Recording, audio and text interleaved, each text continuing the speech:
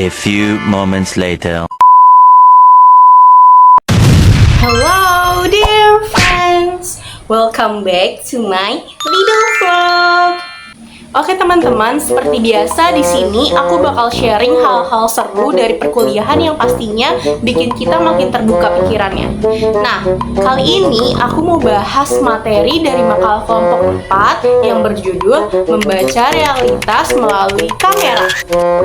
Kalau didengar-dengar, judulnya aja udah menarik banget ya kan? Tapi bukan cuma soal teknik syuting atau angle kameranya, melainkan gimana kamera itu bisa jadi alat buat baca realitas sosial kayak cermin yang memperhatikan kehidupan manusia dari sisi yang mungkin jarang kita lihat sendiri. Jadi, perkembangan dunia film di Indonesia ini sempat banget kena dampak pandemi COVID-19. Banyak bioskop tutup, terus produksi film berhenti, dan akhirnya banyak orang yang beralih ke platform digital seperti Netflix atau YouTube. Tapi di sisi lain, kondisi itu juga banyak bikin sains berevolusi.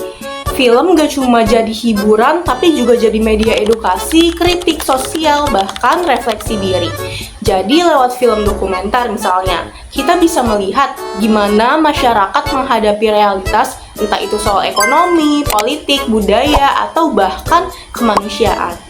Nah, bagian paling menariknya dari makalah ini adalah pembahasan tentang gaya-gaya film dokumenter yang dijelaskan oleh Bill Nichols, yaitu seorang ahli dokumenter dari Amerika. Ada 6 gaya utama nih. Aku bakal jelasin versi ringkas dan gampangnya ya. Oke. Yang pertama ada gaya expository. Ini gaya dokumenter yang paling klasik.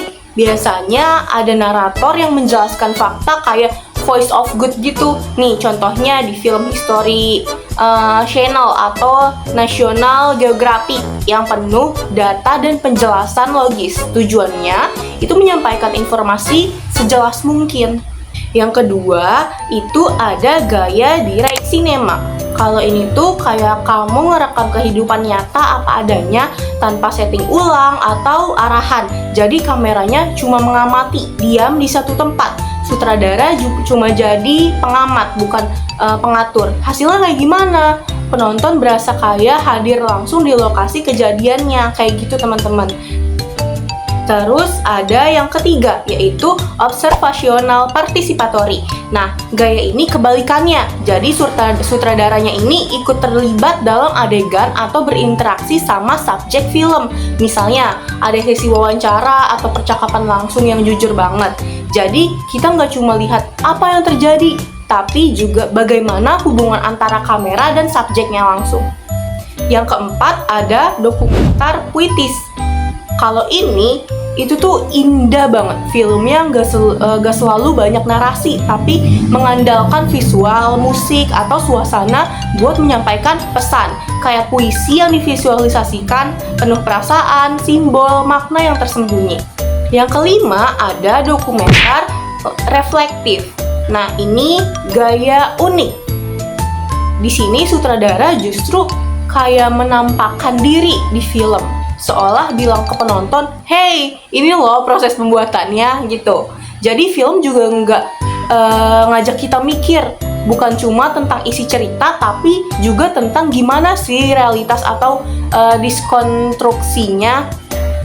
Yang keenam ada performatif atau tambahan dari teori Nichols.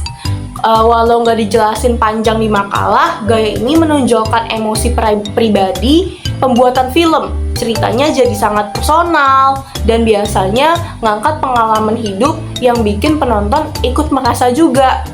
Nah, selain gaya, teman-teman di makalah ini juga menjelaskan ada membahas tentang tema-tema besar dalam film dokumenter. Ada banyak banget, tapi yang utama tuh ada 7. Yang pertama itu ada sosial. Film ini yang mengangkat isu masyarakat, ketimpangan sosial, atau perubahan budaya. Yang kedua ada politik, yang mengulas kekuasaan, kebijakan, atau fenomena politik yang memengaruhi kehidupan masyarakat.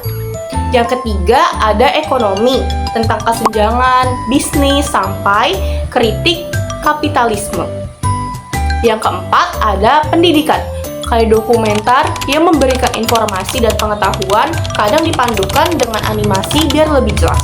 Lalu yang kelima ada sejarah yang mengulas masa lalu lewat arsip dan wawancara, seperti dokumenter perjuangan bangsa.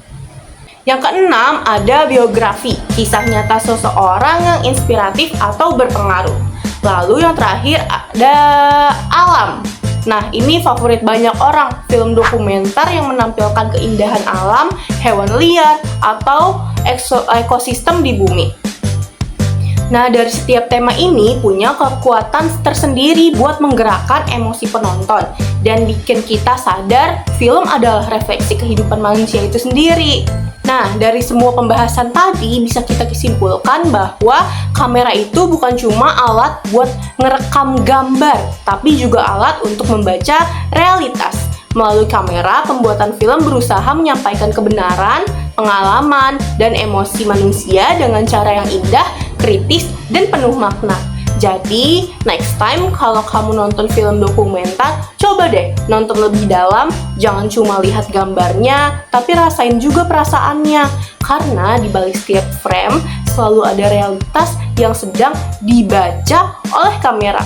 Oke, dear friends, itu adalah vlog kita hari ini. Kalau kamu suka bahas kayak gini, jangan lupa like, komen, dan share biar makin banyak yang tahu bahwa film itu bukan cuma hiburan, tapi juga jendela buat memahami dunia. See you in the next vlog, dan remember, setiap kamera punya cerita tergantung siapa yang memegangnya. Bye-bye!